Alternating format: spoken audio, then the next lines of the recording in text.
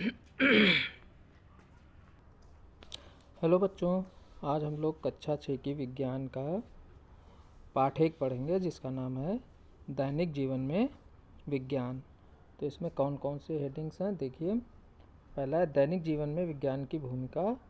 दूसरा है परंपरागत एवं वर्तमान परिप्रेक्ष्य में विभिन्न क्षेत्रों में विज्ञान की भूमिका। परंपरागत मतलब जो पुराने तरीके थे और वर्तमान परिप्रेक्ष्य मतलब जो आजकल क्या है विज्ञान की भूमिका। तीसरा विज्ञान के अविवेकपूर्ण उपयोग से उत्पन्न समस्याएं, मतलब विज्ञान के अविवेकपूर्ण मतलब जो विज्ञान के गलत तरीके से यूज हो रहा है उससे कुछ समस्याएं उत्पन्न हुई हैं उसके बारे में। और चौथा पॉइंट है भारतीय एवं अन्य देशों के वैज्ञानिकों का विज्ञान के क्षेत्र में योगदान। तो अपने देश के और विदेश के वैज्ञानिकों का विज्ञान में क्या योगदान है उसके बारे में पढ़ेंगे। तो आगे देखते हैं हम लोग। जैसे जानते हो आप लोगों का बहुत आदत होती है मम्मी पापा से प्रश्न करने की, और क्लास में बच्चे जो है टीचर से भी बहुत पूछते हैं। तो ऐसे ही एक स्कूल है जिसमें एक बच्ची है सीमा, जो बहुत क्वेश्चन पूछती है अपनी मम्मी से। जैसे प्रेशर कुकर में खाना कैसे जल्दी बन जाता है, दूध से दही क्यों बन जाता है, फ्रिज में ठंडा सामान ठंडा क्यों हो जाता है, चिड़िया कैसे उड़ती है ना। तो उसकी मम्मी कहती है हमें नहीं पता है, तुम अपने टीचर से पूछ लेना।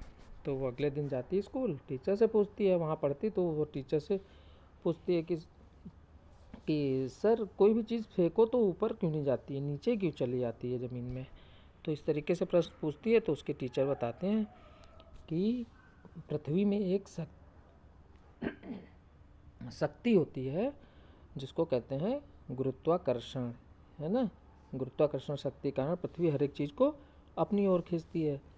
तो इस चीज़ का पता किसने लगाया, तो विज्ञान इन सब चीज़ों का उत्तर देती है। और विज्ञान में जो लोग विज्ञान के तहत काम करते हैं वो होते हैं वैज्ञानिक।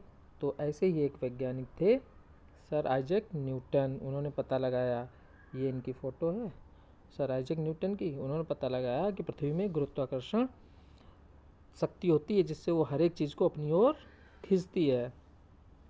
तो सीमा बहुत खुश होती है, अपना उसको उत्तर मिल जाता है। जैसे आप लोगों को कोई प्रश्न होता है मन में और उसका उत्तर मिलता है तो बहुत अच्छा लगता है।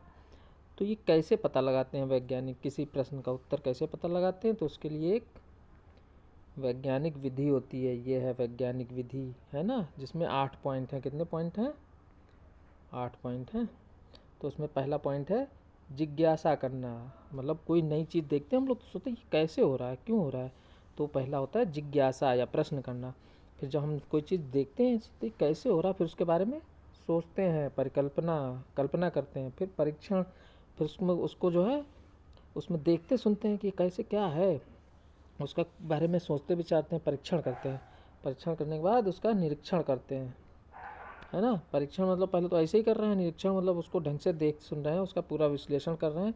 फिर जब कुछ हमें मिला तो उसके बारे में अभिलेखन लिख लिया। जब ये सब कर लिया तो फिर सब चीज़ों के बारे में मिला के सोचेंगे कि क्या ये हमारा प्रश्न था, ये हमने किया और ये हमने लिखा है। तो उसके बारे में सोचेंगे तो कोई न कोई हल निकलेगा, निष्कर्ष निकलना। फिर जब हल निकल आएगा तो नए नए प्रयोग फिर हम करेंगे, है ना। जैसे पहले पहिया बना, तो पहिया बना तो इसका मतलब सीधे कार थोड़ो ना बन गई होगी। कार में पहिया लगा होता है ना। पहले पहिया बना, पहिए से कोई चीज़ बनी होगी पहले। धीरे धीरे बैलगाड़ी बनी, ट्रेन बनी, बस बनी, हवाई जहाज़ बना, अभी और चीज़ें बन रही हैं। तो ऐसे ही धीरे धीरे प्रयोग होते रहते हैं।